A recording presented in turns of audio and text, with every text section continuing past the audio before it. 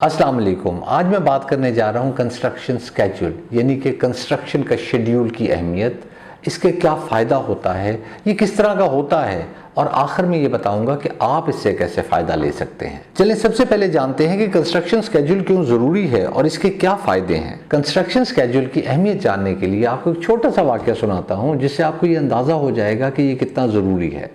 एक साहब ने अपना घर बनवाना शुरू किया ठेकेदार से। काम स्लो हो रहा था तो मालिक ने ठेकेदार से कहा कि तुम काम लेट कर दोगे और टाइम पे मुझे डिलीवर नहीं करोगे, जिस पे हमेशा ठेकेदार ये कहा करता था कि शुरू में काम स्लो होता है, एंड में बहुत स्पीड से काम हो जाता है।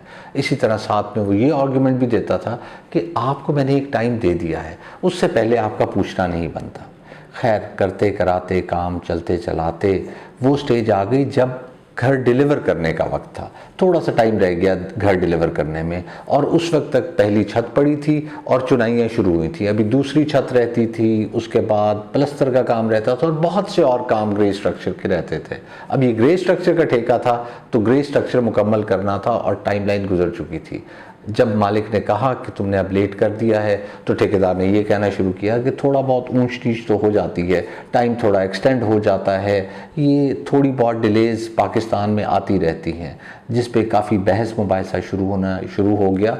और आखिर हुआ ये कि जितना टाइम मुकर्रर किया गया था उस कॉन्ट्रैक्ट को ख़त्म करने का, उससे 1.5 गुना ज़्यादा टाइम लग गया।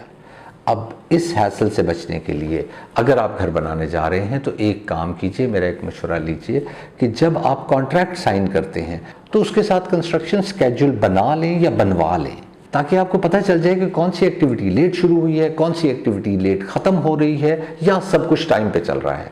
कंस्ट्रक्शन स्केड्यूल बनवाने का सिर्फ ये फ़ायदा नहीं है, इसके अलावा और भी बहुत से फ़ायदे हैं जो आपको मैं बता देता हूँ। सबसे पहले तो आपकी पेमेंट का शेड्यूल डिस्टर्ब नहीं होता, आपको पता होता है आपने किस वक्त पेमेंट करनी है। ये बात खास कर ओवरसीज़ पाकिस्तानीज़ के लिए, मेरे ख्याल में पाकिस्तानीज़ के लिए भी बहुत अहम है, लेकिन ओवरसीज़ पाकिस्तानीज़ के लिए तो बहुत अहम है, क्योंकि वो पैसा यहाँ भेज देते हैं और फिर पैसा रुपये में कन्वर्ट हो जाता है। जब पैसा रुपये में कन्वर्ट हो जाता है तो रुपये डीवैल्यू होता जाता है और उस तरह उनके पैसे की वैल्यू कम हो जाती है। अगर सही से स्केड्यूल का पता हो तो आप उसी वक्त पेमेंट भेजेंगे जब उसकी ज़रूरत होगी, और आपकी करेंसी, जिस करेंसी में आप कमा रहे हैं, वो स्टेबल होती है तो आपके पैसे खुद ब खुद बढ़ते रहते हैं। पाकिस्तानीज़ के लिए भी ये वैलिड है। लोग बिजनेस से पैसा निकाल के और घर बना रहे होते हैं, या मे बी प्लॉट बेच के घर बना रहे होते हैं। Normally 90% of the time plot की प्राइस चढ़ ही रही होती है, 10% ऑफ द टाइम वो रुकी हुई होती है, थोड़ा बहुत नीचे जा रही होती है।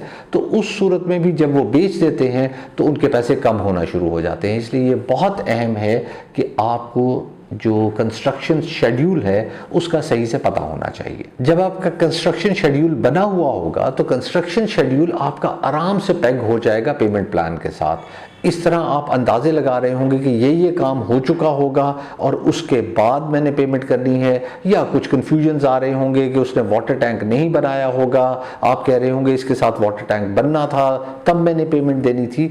तो कंस्ट्रक्शन शेड्यूल में ये सारी चीज़ें बड़ी क्लियर आपको नज़र आ रही होंगी कि आपको किस वक्त पेमेंट करनी है, क्योंकि वो उसके साथ लिंक्ड होगा। डिले का मतलब है कि चीज़ें महंगी होना शुरू हो जाती हैं। अब आपने मे बी लेबर पे कॉन्ट्रैक्ट दिया हुआ हो, मटीरियल आपको खुद देना हो, अगर डिले आ रही है आपकी कंस्ट्रक्शन में तो इसका मतलब है कंस्ट्रक्शन मटेरियल महंगा होता जा रहा है और आपको महंगा मिलेगा। जब आपको महंगा मिलेगा तो आपका पैसों का नुकसान हो जाएगा।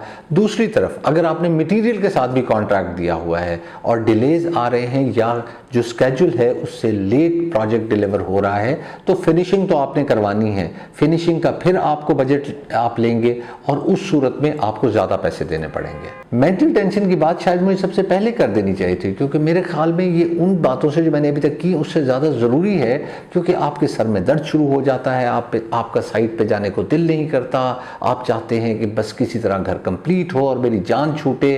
वो फेज़ जो आ जाता है आप पे, आपकी फैमिली पे, वो आपकी फैमिली को डिस्टर्ब करता है। बहुत तेज़ काम होना भी कोई अच्छी बात नहीं है, आपकी क्वालिटी ख़राब हो जाती है। तो जब आप उससे पहले स्केड्यूल मांग लेते हैं, आपको ये पता चल जाता है कि वो किस स्पीड पे जाएगा। वो बहुत तेज़ तो नहीं जाएगा, वो बहुत स्लो तो नहीं जाएगा, वो एवरेज पेस पे चलेगा, और एवरेज पेस पे जाना ही सही होता है। मिसलिनियस खर्चे जिसमें चौकीदार की तनख्वाह आ जाती है, उसके बाद अगर आप रेंट के घर में रह रहे हैं तो रेंट आ जाता है, अगर आप का प्रोजेक्ट डिले हो गया है तो आपको ज़्यादा चक्कर लगाने पड़ते हैं साइट पे, पेट्रोल का खर्चा आ जाता है, पेट्रोल बहुत महंगा हो चुका है, तो इस तरह के और भी बहुत से खर्चे आपको पड़ने लग जाते हैं अगर आपका प्रोजेक्ट डिले हो जाता है। और अगर कंस्ट्रक्शन स्केड्यूल बना हुआ होता है तो आपको साथ ही पता चल जाता है और आप उसी वक्त इंटीमेट करना शुरू कर देते हैं कॉन्ट्रैक्टर को।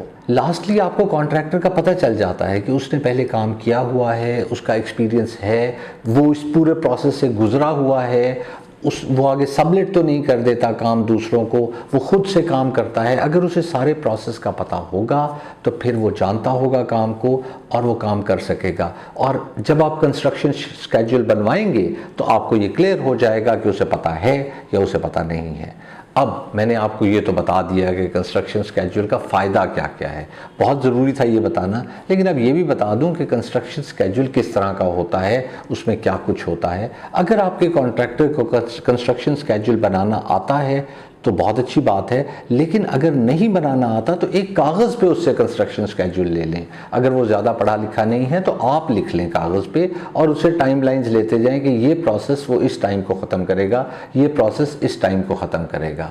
हाँ, अलबत्ता अच्छा कॉन्ट्रैक्टर होगा तो वो आपको प्रॉपर डॉक्यूमेंटेड इस तरह का कंस्ट्रक्शन स्केड्यूल देगा। आप देख सकते हैं इन सब एक्टिविटीज़ की स्टार्ट डेट और एंड डेट दी गई है और कौन सी एक्टिविटी किस एक्टिविटी के बाद शुरू होगी ये भी मेंशन किया गया है।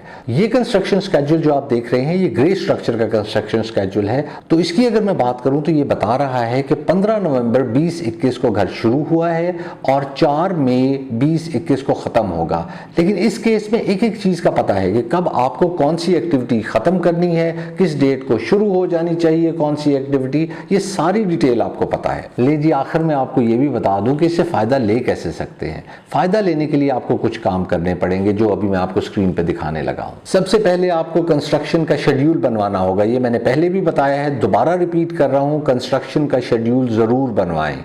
उसके बाद आपको रेगुलरली इसे खुद से देखना होगा और ना सिर्फ खुद से देखना होगा बल्कि कंस्ट्रक्शन एट साइट से कंपेयर भी करते रहना होगा कि किस हद तक काम हुआ है और कौन कौन सा काम कहां कहां हो जाना चाहिए था।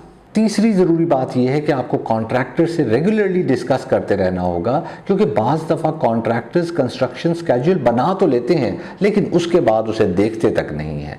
जब आप डिस्कस करते रहेंगे तो वो ये जानता होगा कि आप इसे रेगुलरली देख रहे हैं और डिस्कस कर रहे हैं और फॉलो कर रहे हैं, तो मजबूरन उसे ये सब कुछ करना पड़ेगा और उसी स्केड्यूल को फॉलो भी करना पड़ेगा।